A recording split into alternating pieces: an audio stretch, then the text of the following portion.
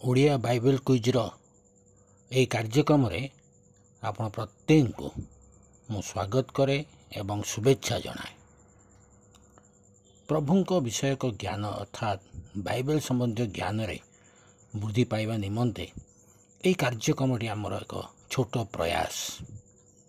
ବିଶେଷ କରି ସାନ ସାନ ପିଲାମାନେ ଯୁବା ଯୁବତୀମାନଙ୍କ ନିମନ୍ତେ ଏହା ଆମମାନେ ପରିବେଷଣ କରୁଅଛୁ।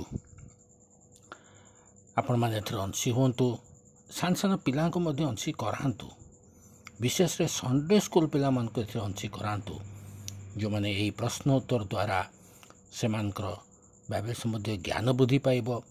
ତତ୍ସହିତ ଭବିଷ୍ୟତରେ ସେମାନଙ୍କ ନିମନ୍ତେ ଏହା କାର୍ଯ୍ୟରେ ମଧ୍ୟ ଆସିବ। ଅନୁରୋଧ କରେ ଏହି ଚ୍ୟାନେଲଟିକୁ ଆପଣମାନେ ସବସ୍କ୍ରାଇବ୍ କରନ୍ତୁ, ଯାହାଦ୍ୱାରା ଆପଣମାନେ ଆମମାନଙ୍କ ପରବର୍ତ୍ତୀ ସମସ୍ତ ଏହି କାର୍ଯ୍ୟକ୍ରମରେ ଆପଣ ଅଂଶୀ ହୋଇପାରିବେ ସହଜରେ।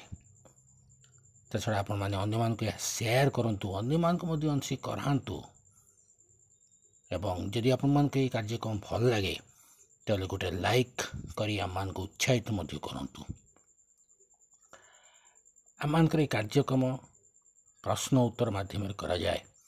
ଆପଣମାନଙ୍କୁ ଆମେ ପ୍ରଶ୍ନ ପଚାରୁ, ଆପଣମାନେ ଉତ୍ତର ଆମମାନଙ୍କର କମେଣ୍ଟ ବକ୍ସରେ ଆମମାନଙ୍କୁ ନିଶ୍ଚିନ୍ତ ଭାବରେ ଜଣାନ୍ତୁ। ଗତ ଅଧ୍ୟାୟରେ ଯେଉଁ ପ୍ରଶ୍ନଟି ପଚରା ଯାଇଥିଲା ତାହା ଥିଲା, ଅବ୍ରାହମକୁ କେଉଁ ସ୍ଥାନରେ କବର ଦିଆଗଲା? ଅବ୍ରାହମକୁ କେଉଁ ସ୍ଥାନରେ କବର ଦିଆଗଲା? ତାର ସଠିକ୍ ଉତ୍ତର ଥିଲା ମକପେଲା। ମକପେଲା। ଆଦି ପୁସ୍ତକ 25 ପର୍ବ 9 ପଦରେ ଆପଣମାନେ ଏହା ପାଇପାରିବେ। ଆଜିର ପ୍ରଶ୍ନ ହେଉଛି, ବୈଥଲ ନଗରର ପୂର୍ବ ନାମ କ'ଣ ଥିଲା? ବୈଥଲ ନଗରର ପୂର୍ବ ନାମ କ'ଣ ଥିଲା? ଆପଣମାନେ ଉତ୍ତର ଆମମାନଙ୍କର ଏହି ଭିଡ଼ିଓର କମେଣ୍ଟ ବକ୍ସରେ ଆମମାନଙ୍କୁ ଜଣାନ୍ତୁ। ଅଧିକରୁ ଅଧିକ ଏଥିରେ ଅଂଶୀ ହୁଅନ୍ତୁ, ଅନ୍ୟମାନଙ୍କୁ ଅଂଶୀ କରାନ୍ତୁ। ଧନ୍ୟବାଦ।